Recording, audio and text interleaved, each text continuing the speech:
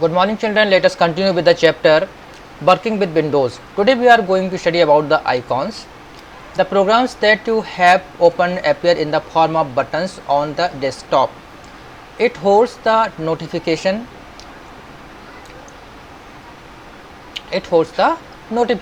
area on the right side, which includes a clock and some other icons. These icons represent the programs that are loaded in ROM at the time of startup. तो होता क्या है कि सबसे पहली बात है कि जो आइकॉन होते हैं वो एक्चुअल में किसी प्रोग्राम तो को रन करने के लिए यूज़ किए जाते हैं। बटन्स होते हैं, जैसे हम अब घर में स्विच ऑन करते हैं और लाइट जल जाती है या पंखा चल जाता है या एसी चल जाता है, उसी तरीके से इन द सेम वे जब हम किसी आइकॉन को डबल क्लिक करते हैं तो उससे रिलेटेड प्रोग्राम अपना रन हो जाता है, चालू हो जाता है। और ये प्रोग्राम जो होते हैं वो रोम में रीड ओनली मेमोरी में जो फाइल चिप होती है उसमें सेव रहते हैं। And time of startup means जब कंप्यूटर को स्टार्ट करते हैं तो उस समय ये प्रोग्राम क्या होता है, आपका स्टार्टर के साथ लोड हो जाता है। The icons play a very important role in graphical user interface. Graphical interface GUI इसको बोलते हैं, उसमें बहुत ही इंपॉर्टेंट रोल है, क्योंकि जो पहले डॉस हुआ करता था और आपका उबंटू में होता है, वहाँ पे आपको कमांड्स टाइप करनी पड़ती हैं। जैसे आपको कंप्यूटर ओपन करना, आपको लिखना पड़ेगा रन माई कंप्यूटर। अगर आपको कोरल ड्रॉ खोलना है तो आप लिखना पड़ेगा रन कोरल ड्रॉ। लेकिन UI में क्या होता है, ग्राफिकल में क्या होता है कि उस कमांड को एक इमेज में सेव कर दिया जाता है और जैसे ही हम उस इमेज को डबल क्लिक करते हैं तो वो प्रोग्राम हमारा रन हो जाता है। अब मेन आइकॉन्स कौन से होते हैं, कंप्यूटर जिसको पहचानते हैं आप। It gives you a view of available drives and their contents stored on the computer system. Double clicking on a drive icon will display the folders content in that drive. जैसे आप इसे double click करेंगे तो आपको ये उस folder में include होने वाले सभी प्रोग्राम्स को और फाइलों को, फोल्डर्स को शो कर देगा। दूसरा आइकॉन आपका होता है एप्लीकेशन आइकॉन्स, जो कि पर्टिकुलर एप्लीकेशन को रन करने की हमको सुविधा देते हैं। These are the graphical images that give a quick access to the related application. जो रिलेटेड एप्लीकेशन को हमें क्विक एक्सेस देते हैं, यानी हमें तुरंत उसको रन कराना शुरू कर देते हैं। फिर होते हैं शॉर्टकट्स, जिनके पास ये एरो लगा होता है। तो शॉर्टकट आइकॉन्स और भी तरह से होते हैं। A shortcut icon is an icon containing a direct route to a specific application. किसी स्पेसिफिक एप्लीकेशन के लिए, डॉक्यूमेंट के लिए या फोल्डर के लिए हमको ये डायरेक्ट रूट देता है। जैसे इस पर हम डबल क्लिक करेंगे तो आप क्या करेंगे, इस प्रोग्राम पर, फाइल पर, डॉक्यूमेंट पर, फोल्डर पर, ड्राइव पर पहुंच जाएंगे। और it has a small jump arrow in its lower left corner. इसके लोअर लेफ्ट कॉर्नर पे एक छोटा सा एरो लगा होता है। हालांकि अब जो नए विंडोज स्टाइल आ रहे हैं वहाँ पर इस एरो को हटाने की सुविधा दी गई है कि आप चाहें तो एरो रखें या ना रखें।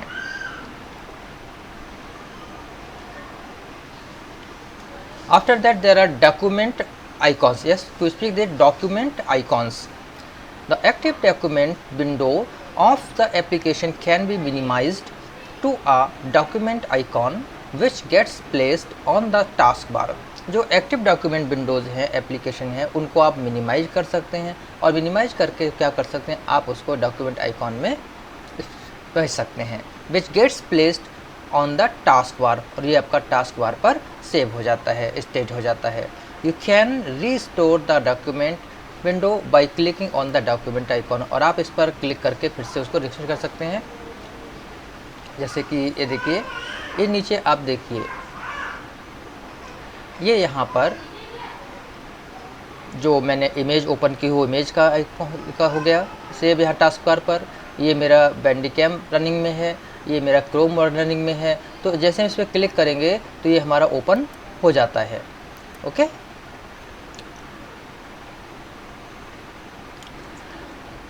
तो you can restore the document window by clicking on the document icon. ये डॉक्यूमेंट आइकॉन्स हो गए आपके। नाउ नेटवर्क, जिसमें आपकी एक अर्थ और एक कंप्यूटर होता है, उसको नेटवर्क का आइकॉन बोलते हैं, पहचानने के लिए दिया हुआ है। It allows you to access the shared files और devices on different computers in a network environment. जो भी कंप्यूटर्स या डिवाइसेस नेटवर्क अकाउंट में कनेक्टेड हैं, जुड़े हुए हैं, आप उनमें से किसी भी कंप्यूटर पर डिवाइस पर एक्सेस कर सकते हैं, पहुंच सकते हैं। फिर आपका होता है रिसाइकिल बिन। तो recycle bin is a folder that holds the deleted objects. Recycle bin में जो भी फाइलें हम डिलीट कर देते हैं वो रिसाइकिल बिन में स्टोर हो जाती हैं। एक बार आपने रिसाइकिल बिन को एम्प्टी कर दिया तो आप फाइल्स को रिस्टोर नहीं कर सकते हैं।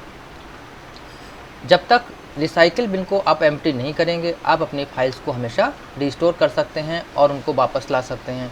और जब रिसाइकिल बिन से आप फाइल को रिस्टोर कर एम्प्टी रिसाइकिल बिन कर देते हैं तो वहाँ से फाइल को वापस लाना एक आम यूज़र के लिए, जनरल यूज़र के लिए लगभग इम्पॉसिबल होता है। और जो एक्सपर्ट्स हैं, जैसे हम उस फाइल को रिस्टोर कर लेते हैं, मुझे भी करना आता है, मेरे पास सॉफ्टवेयर्स हैं, बट वहाँ भी फाइलें केवल चांसेस जो हैं वो 50-50 के ही होते हैं कि आपकी फ़ाइल वापस मिलेगी और सही सलामत मिलेगी।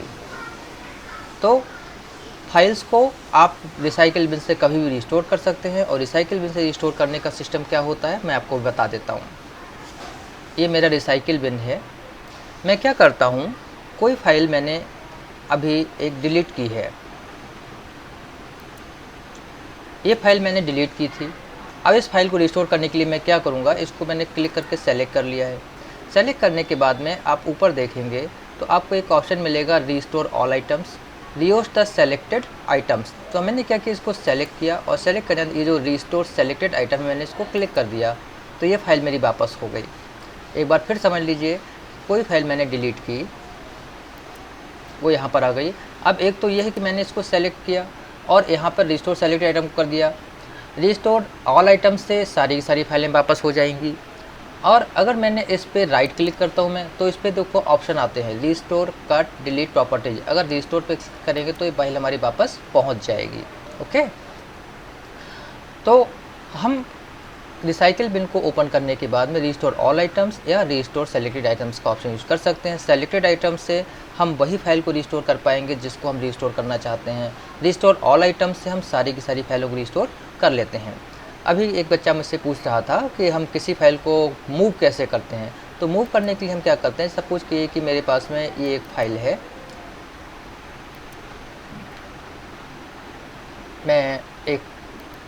मैंने लिस्ट ओपन कर ली, मुझे इस फाइल को यहाँ से मूव करना है। तो मैं क्या करूँगा, राइट क्लिक करूँगा और राइट क्लिक करने के बाद में इसमें सेलेक्ट हो गया। सेलेक्ट होने पर आपको क्या मिलता है, यहाँ पर आ रहा है मूव टू। हम इस पर क्लिक करेंगे और कहाँ पे मूव करना है हम उसको क्लिक कर देंगे। तो इससे हमारे पास प्रॉब्लम ये होगी कि हमारे पास पर्टिकुलर हमें एड्रेस पता होना चाहिए। दूसरा तरीका ये होता है मूव करने का कि हम सबसे पहले इस पर राइट क्लिक कर लेते हैं और ये जो कट का ऑप्शन आ रहा है, थोड़ा सा मैं इसको नीचे करूं तो आप इसको देख पाएंगे। ये this is the cut option, हमने इसको कट कर दिया। और कट करने के बाद में हम क्या करते हैं, सपोज़ मुझे इसको डेस्कटॉप पे करना है तो मैंने डेस्कटॉप को यहाँ सेलेक्ट किया, राइट क्लिक किया और फिर मैंने इसको कर दिया पेस्ट। तो फाइल देखिए वहाँ पर थी वो यहाँ पर आ गई है। ओके, देखो द सेम नेम है, वही नेम है। Is that clear? तो इस तरीके से हम फाइल को मूव कर सकते हैं। और अगर हमें कॉपी करना होगा तो हम फाइल को सेलेक्ट करेंगे, कॉपी पे क्लिक करेंगे और उसको पेस्ट कर देंगे। और देखिए ये फाइल हमारी सेम फाइल एक दूसरे नाम से यहाँ पर पेस्ट हो गई है।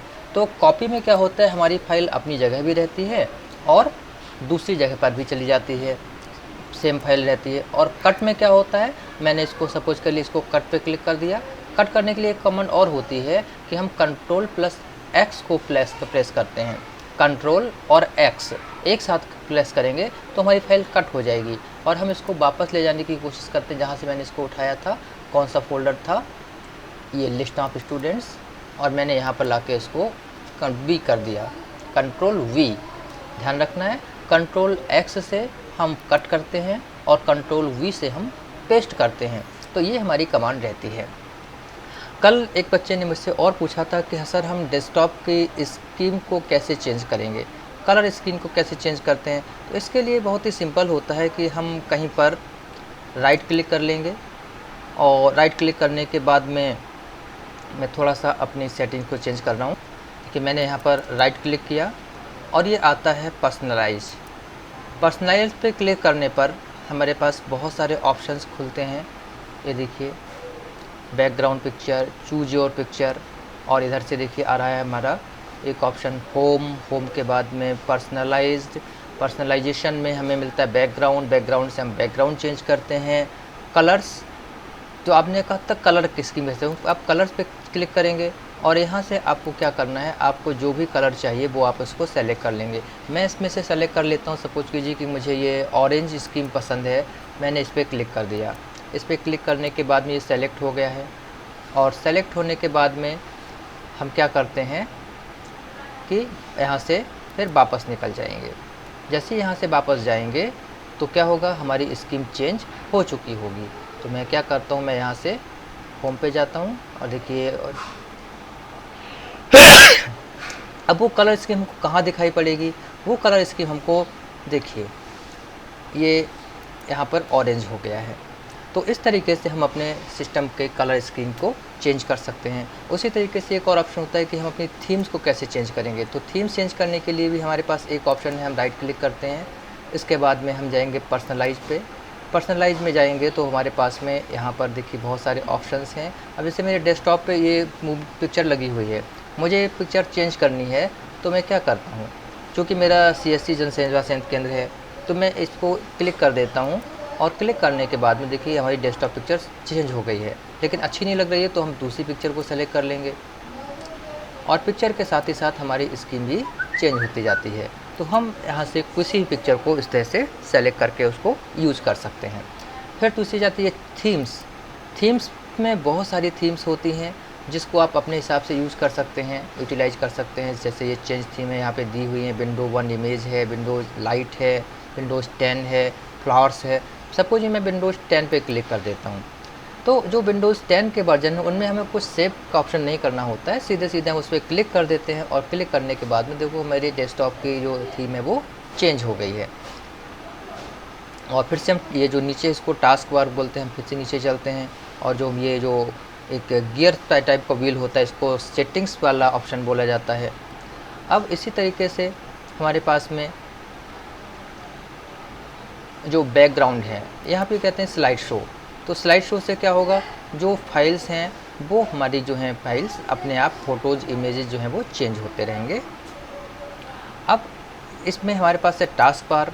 टास्क बार में कई ऑप्शन होते हैं। Lock the task bar, lock the task bar on, हमारे टास्क बार हमेशा ऑन रहेगा। Automatically hide the task bar in the desktop mode, तो हम इनको ऑन नहीं करेंगे क्योंकि ये हमारे लिए कुछ प्रॉब्लम्स क्रिएट कर सकते हैं, क्योंकि जो डिफ़ॉल्ट सेटिंग्स हमको विंडोज़ ने दी हैं उनमें काम करना काफ़ी आसान होता है।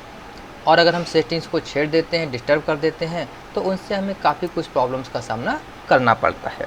ओके, आपने पूछा था कि विंडोज़ एक्सप्लोरर क्या होता है। तो ये जो देखिए दिस PC है या माई PC लिखा होता है या माई कंप्यूटर लिखा होता है, हम इस पर क्लिक करेंगे तो क्लिक करने के बाद में ये देखिए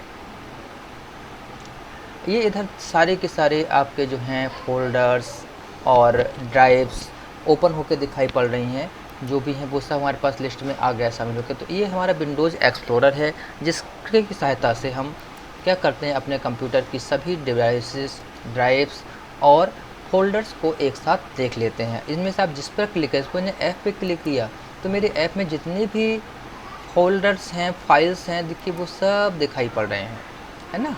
ये सब से आपको दिखाई पड़ेगा। मुझे ई का चाहिए तो ई पे मैंने क्लिक कर दिया, तो अब ई में जितने भी हैं मैं उन सबको इस पर देख सकता हूँ। I can see them. Yes, ये देखिए हमको सारा कुछ दिखाई पड़ रहा है कि कौन कौन सी वीडियोज़ हैं, कौन कौन सी फाइल्स हमारे लैपटॉप पे या कंप्यूटर पे सेव की हुई हैं। तो एक्सप्लोर का मतलब ही होता है खोलना या एक्सप्लोर करके दिखाना।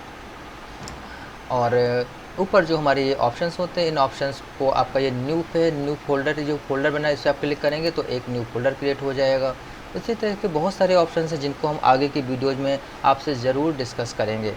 और एक चीज़ और थी, किसी चीज़ को डिलीट करना है तो डिलीट करने के लिए हम क्या करते हैं, सिंपली हम क्या करते हैं कि अपनी किसी भी आइटम पर जिसको हम डिलीट करना चाहते हैं, सपोज मैं इसको मैंने इस पर राइट क्लिक किया, तो राइट क्लिक करने के बाद में आपके पास में जो है एक ऑप्शन आ जाएगा, देखिए नीचे की तरफ आएगा, थोड़ा छोटा सा है।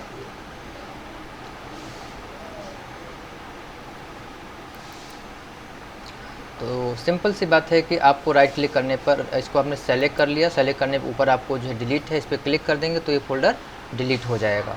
इस पर क्लिक करिए, देखिए ऑप्शन आ रहा है recycle, permanently delete. Permanently delete पे क्लिक करेंगे तो ये हमेशा डिलीट हो जाए, आपको रिकवर नहीं कर पाएंगे। और रिसाइकिल पे क्लिक करने का मतलब हो गया कि आपका रिसाइकिल बिन में सेव हो जाएगा और आप इसको वहाँ से कभी भी वापस ले आएंगे। अब देखिए मैंने इसको डिलीट कर दिया, अभी चला गया, इसमें कहीं वो फोल्डर दिखाई नहीं पड़ रहा है।